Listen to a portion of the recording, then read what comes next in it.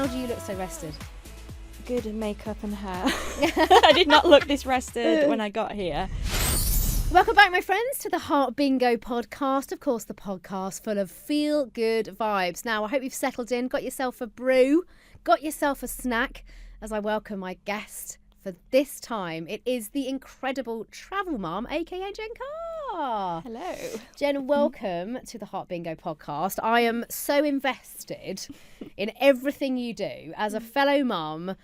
I love your book. You've had your new book that's out recently. So firstly, how do you look so rested? You've got 2 lively children. How do you look so rested? Good makeup and hair. I did not look this rested when I got here. Yeah, I'm not well rested. Well, I mean, but you're well travelled. Yes. You are very well travelled. Contributes to not being well rested as well. Well, yeah, I was going to say, that's the thing about travelling. I love a travel. I love a holiday. But I think one thing that is so difficult to get over is the travel tiredness. Yeah. Do you ever beat that? I've kind of got used to it now, I think. As a mum, you're kind of used to the endless exhaustion, so it's just part of that, isn't it? That's true, actually. That's a really good positive spin, actually, on travelling as a parent. You're knackered anyway. Yeah, so exactly. we may as well just, crack on with it. Never chase sleep. No, that's what I was always taught. Yeah. I'm curious to know, and people might be curious to know that don't know you. I'm sure everybody does. How did you get into becoming the travel mum? Because you have a hugely successful social media presence, like I say, brand new book as well. How did it come about? It came about very naturally. So I just started posting our travels on social media, and then I realised there was a bit of a knowledge gap about family travel. A lot of the big brands would be just kind of targeting people in general. Families were a bit of an afterthought, and it actually started with DIY travel, so booking your flights and your hotels separately. Most families book packages. We started showing people how to travel by doing it all yourself and doing slightly different holidays. And that was just something that you were figuring out for yourself anyway. Exactly. And back then, this was about 5 years ago now, the general response to that was, you shouldn't be doing that. Like, you shouldn't be taking that poor baby on all these holidays. He doesn't want to go. You're just doing it for yourself. You're selfish parents. And then I guess that made me want to show more of how actually this can be good for the kids, and it can be good for the whole family. And also, kids don't have to stop you doing all the fun things. If you enjoy travelling, go travelling. If your baby's crying on the plane, he'd have been crying at home. He'd have been crying at the supermarket. Yeah. It's just, you take the chaos with you, don't you? Life's chaos anyway. Well, it is. And this is why I find you so refreshing. You're a breath of fresh air, because I know when I first became a mum, and I know loads of parents are going to be listening and watching this, and you kind of get the fear. And I don't know where that fear has been put into you about travelling. Everyone likes to fill you with, it's like birth stories, isn't it? Everyone gives the doom and gloom perspective of it and goes, oh, you don't want to be doing that. What if you forget this? What if they're out of routine? And I think it's such an unhealthy mindset. And actually, we were quite lucky in a way, because I probably would have been one of those parents that were like, oh, I'm not travelling, got a baby. But because my husband's from Sicily, we sort of didn't really have a choice, because obviously we needed to go over to Sicily to show off the babies. So we were travelling with our babies from a very young age. And probably the anxious me would have gone, oh no, I don't want to do that. What about the formula? What if they don't have the right nappies? What if they don't have the right this? But actually, and this is what I say to people as well and to friends, I say, just get on with it, because once you sort of rip that plaster off, it's actually quite easy. Exactly. I mean, I actually, and I'm not saying, and trust me, I'm not someone that finds things easy, I'm not that resourceful. Yeah. But actually, once you've done it once, you sort of get to know the gist of it, don't you? Yeah. Yeah, and that's what I say to people all the time. Just try it, and it's going to probably be rubbish the first time. And it's flying with kids isn't easy. And if you go onto the plane thinking this is going to be a nice relaxing trip, I'm going to watch a movie, drink a glass of wine, you're going to be stressed and disappointed. You've just kind of got to go in with a mindset that it's not going to be fun. So I've got kids sat still for 3-4 hours. So manage expectations. Yeah, manage expectations, I think. But think of the destination at the end and how enriching it is. We would love to get to know a little bit more about you and your intel and the insight that you have, because I discovered you and was like, oh my goodness, this lady is just you're putting the fun back into travel and the possibility back into it, because as a regular person, as you say, just getting on with it and doing it. And I think you're a real inspiration. So I'm going to give a little quick fire round questions, if that's okay with you. Fine. Okay, so you just mentioned there about flying, you know, flying with kids, you know, it's not fun. No. I'm yet to have had, well, I think maybe I've maybe had one flight where it hasn't been as bad. But I mean, but that's kind of the litmus test, isn't it, really? But can you give us some advice on this? Like, put yourself in this position now. You've got a 10-hour flight ahead of you. Okay. No screens. I know. Shock horror. Because back in the day, that would happen, wouldn't it? How did they cope? And restless kids. What is your survival strategy? I mean, if there was no screens, I probably wouldn't be going because we do rely on screens heavily, and you get a lot of criticism for that. But I think on a plane, it's essential. Going in with the right mindset. So going in thinking this is going to be interesting. Yeah. Going at nap time is a good idea. So we've got a little one that still naps. So we try and fly either at nap time or night time. Because if he's going to sleep, it's going to make our lives a lot easier. So choosing the time of flight. Choosing the time. Is, especially, for the long haul then, choosing it for a night flight can be useful. Exactly. Because if he's going to sleep all night, sorted. And taking lots of little toys. We recently, you know those where there's water in it and you press the buttons and it shoots the little hoops up and yes, they cost like a couple of quid and you get them from like a pound shop, don't you? Exactly. We took one of those with us recently. We went to Abu Dhabi and everybody had so much fun with this little pushy little toys. It's taking little bits of novelty rubbish. Novelty rubbish is good. As you say, I someone gave me a tip about like wrapping up all of the took that you buy. We used to do that. Because again, that can sort of elongate some of the time. Yeah, I mean, they'd probably occupy them for half an hour, but that's half an hour. Win. It's half an hour chipped away. Yeah. Okay, so screens if we can, but if we don't have screens, just some took, colouring, crafting. Activity magazines, like my eldest son's 7 and he'll do like Sudoku and word searches and things now, so that'll occupy him for a little bit. And I love the snacks, all the snacks. They always want a snack. And I love your tip about choosing a nighttime flight, flight for a long haul. I think that's a very sage piece of advice. Now, one thing about me, and I think a lot of people, is overpacking. Okay, I always overpack. How do you get around the packing thing? And what is the one thing that you will never travel without, your packing essential? So we travel very light, which always shocks a lot of people. We often just take rucksacks. So wow, kind of the whole family? The under seat bag. Yeah, so everyone gets a rucksack. So we'll have 4 rucksacks for the whole family. And we vacuum pack. Vacuum packing is fantastic. I mean, the rucksack might weigh about 20 kilograms. Okay. But they don't tend to weigh the rucksacks. And we've never had our rucksacks weighed or size checked. Do with that as you will. That's good. That is a good tip. But yeah, we vacuum pack a lot of stuff to get more in, but we don't take that much either. Like, we appreciate you can rewear. We rewear things. We're not like, let's have a new outfit every day and every night. We're not too precious about that. The kids' clothes are tiny anyway, so yeah. Vacuum pack and don't take too much. Vacuum pack, don't take too much, and don't be too precious. Rewear. Yeah, rewear things, and we also get a wet wipe on that chalky stain. Yeah, exactly. And get it off. Exactly. Yeah.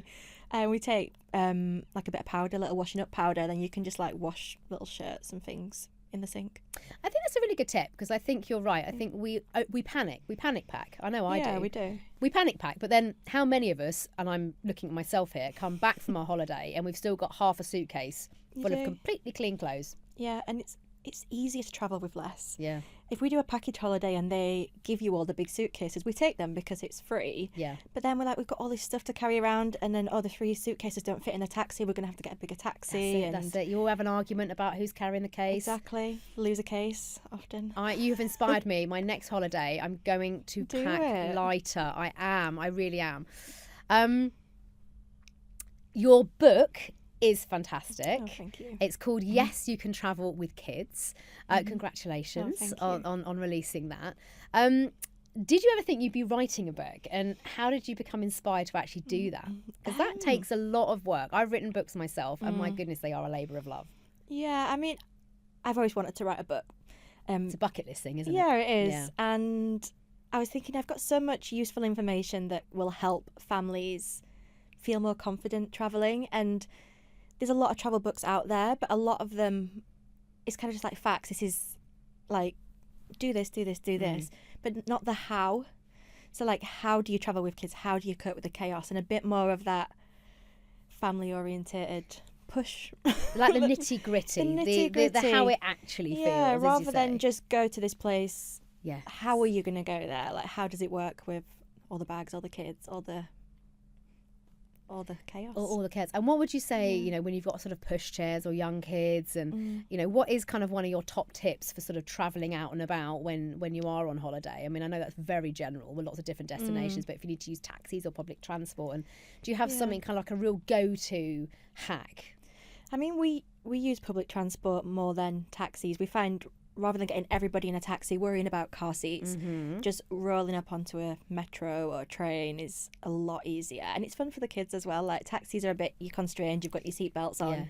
Whereas on a train, they can move around a little bit more. And Kids love a train. They do love a train. My kids, honestly, all I need to do is take them on a train, get to the destination, get back on the train and go home again. That's their best day out. Kids are so easily entertained. They and really I think are. we do too much thinking they need to go to the water park, they need to go to the zoo, they need to go to this place, when they're so easily entertained. Just find a playground. Yeah, a playground, sit a bit of public down, transport. leave them to run around. Yeah, you're so right. Do you know, we've just come back from the Lake District, actually, just a little UK mini break.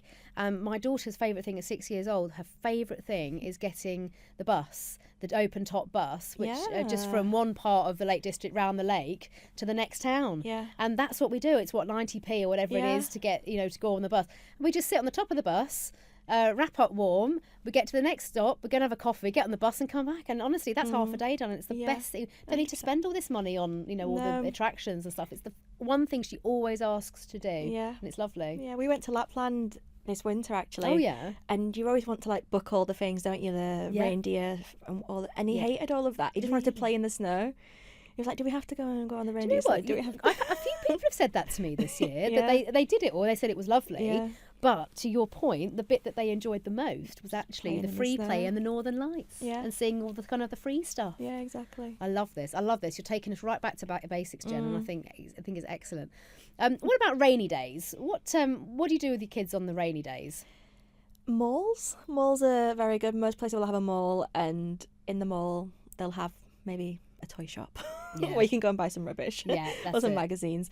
But don't underestimate a soft play, especially in Spain, because they have bars in soft plays in Spain, which we found out quite recently. Well, hello, Spain, España. I'll take a little bit of that. I did a post about it and got a lot of criticism. Get a bit of jip. Yeah, saying that there shouldn't be bars in where kids are playing, and it's like, I think it's probably the best thing I've ever heard. Yeah. I mean, that's a win-win for everybody. So it was raining, the kids were, and also they had staff in the soft play, like, monitoring the kids, so you didn't even need to worry about them getting, like, stuck at the top of the stairs. Spanish soft play for the win. And look, you're not going to go in and get totally smashed at a soft play. But quite honestly, as parents, do we like a soft play? Hell to the no. But is it more palatable when we've got a little glass of sangria in our hand? Hell to the yes. 100%. I think we should adopt that a lot more. Should. I think we should. And we all need to chill out a little bit, don't we? I thought this could be a new business idea for me when I get back.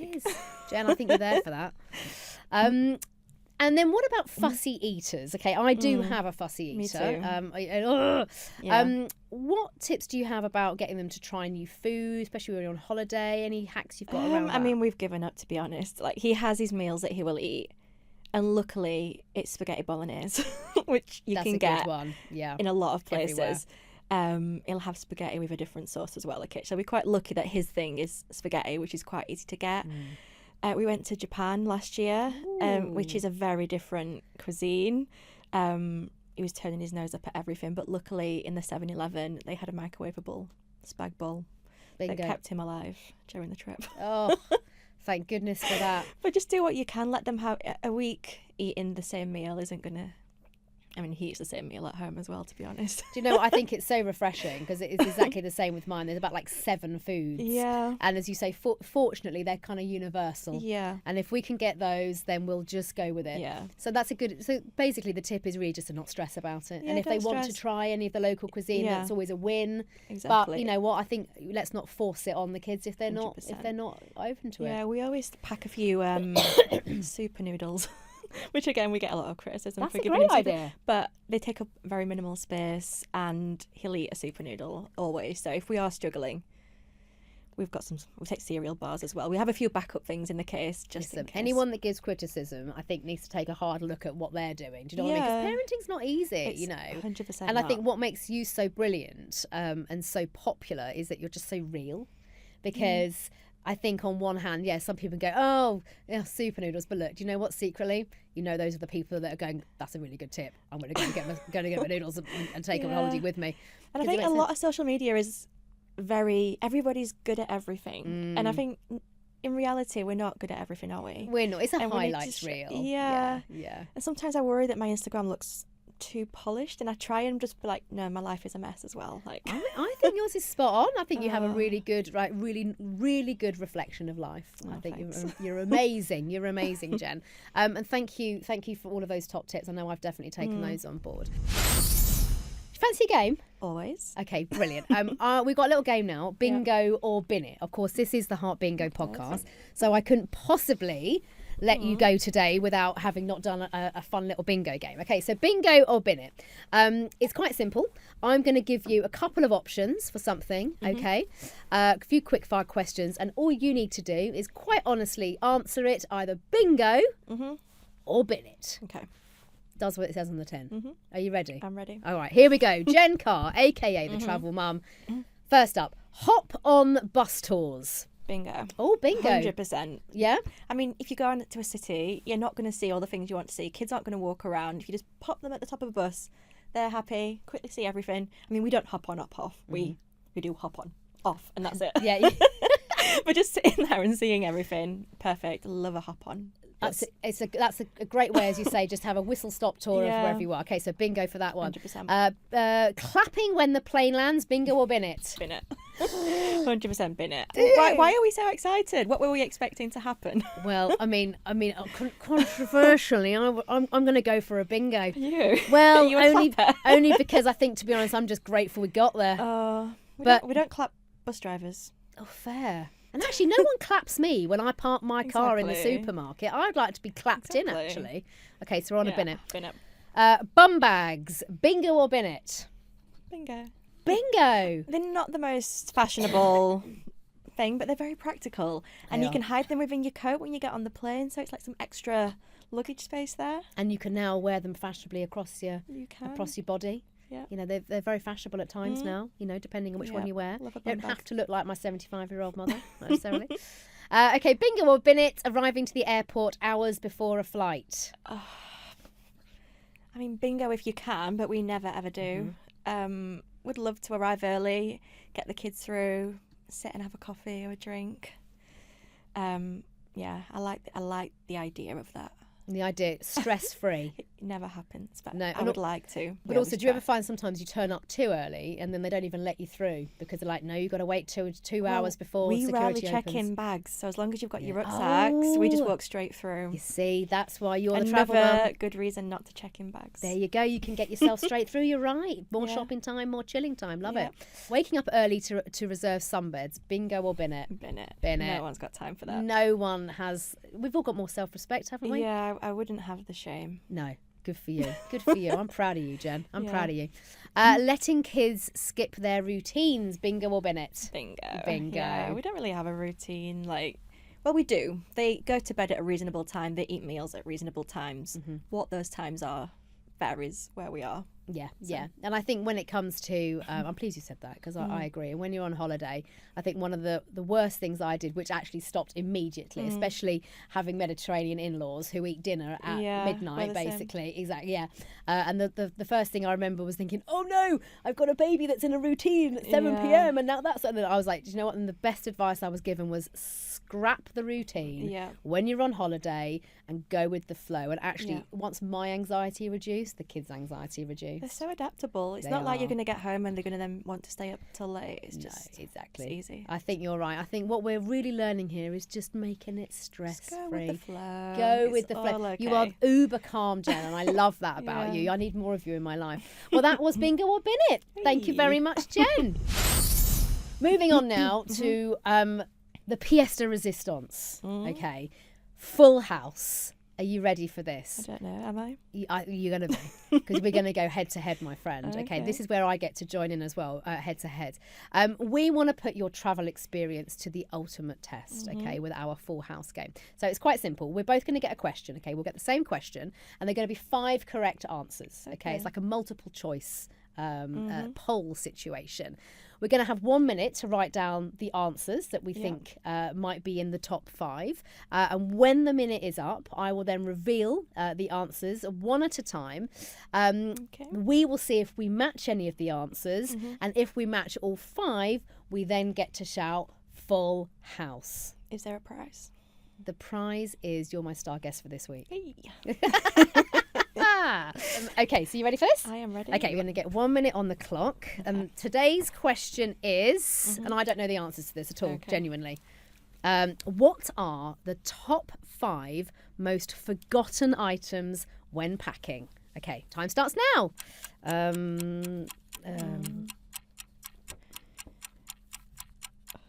Okay. We forget a lot of things. I know. To be fair, I was just thinking. I forget everything. Okay. Probably got about 30 seconds left now. What do we do? Hang on. Yeah, I know this one. And if you're listening along, maybe you can be shouting out the answers. I've just forgotten like every item. I know. This is what I'm thinking. I know. About 15 seconds left. Oh my gosh, I'm just trying to think of my last one. Okay. I literally can't think of a single item. Come on. You've got this, Jen. You've got this. I think I've done quite well at this, actually. Do you think so? Okay, we've got 9 seconds left. It's fine. We're getting there. I mean, I have just gone potluck on this. Hoping for the best. And time's up. Go for I it. was thinking of things that I've done. Okay, cool. First up, let's see if we've got number 5. It is sunscreen. I got that. Did you get that as well? I did, amazing. Right, we've got bingo. Okay. Bingo. Yeah, bingo. Well done. In at number 4, we have toiletries. No. Well, I put toothpaste, toothbrush. I put Calpol. I mean, that is a good one. Should we give ourselves half a point? I've been not. My producer says no. Okay, no. Right, says all right, no for that one. Okay. In at 3, I've got underwear. I put swim shorts because we forget them every Well, time. I put swimsuit. Does that no? Oh, we've been told no. We've been told no. Okay. In at 2, phone charger. That's I a good put one, it. and I I put it. didn't I put it. I put it. I put it. Look how happy You're I am. I'm winning. beating the travel mum. Yes. Okay. And in at 1, toothbrush. Oh, that's also a good one. I did put that down. I mean, to be fair. I mean, I put things like passport because. Oh no, but these are We really forget things like these are really good ones. So they were probably. Yeah. better. So what else did you have on your list then that hasn't been on there? So I put passport, swim shorts, Calpol, and credit card. Important things that most people probably don't forget, but Can I just we say, do. but those are all the things that you absolutely need. So I would say your Yeah. list is exemplary and robust. I had on there glasses, like normal glasses or sunglasses. Yeah. This is all based on personal experience, by the way, and swimsuit. And I did get sun cream charger, and I put toothpaste / toothbrush. Once bitten, twice shy, Jen. Yeah, well, we forgot my son's shoes the other day. Oh, what? All shoes? So we carried him to the car sleeping Yeah. without shoes on and didn't pack shoes, and there was no shoes in the car, so he was just there without shoes. So we forget like really important things quite often. That's quite important. What did you do? A quick emergency, Got some shoes at, I don't know if it was JD Sports or something like that at the airport. I mean, lucky boy, he got some new. He got I some new know, shoes. Expensive. Yeah, that's an expensive mistake to make. Jen, thank you so much. Honestly, you've been such a wonderful guest. Thank you for all of your tips and your insight there on travelling. You just made me want to go on holiday, quite honestly. And that is basically a wrap for today's episode of our amazing. Heart Bingo podcast. If you want to follow Jen, just check out @thetravelmum on Instagram and make sure, of course, you're following the Heart Bingo socials as well. Thanks to Jen, and I'll see you next time.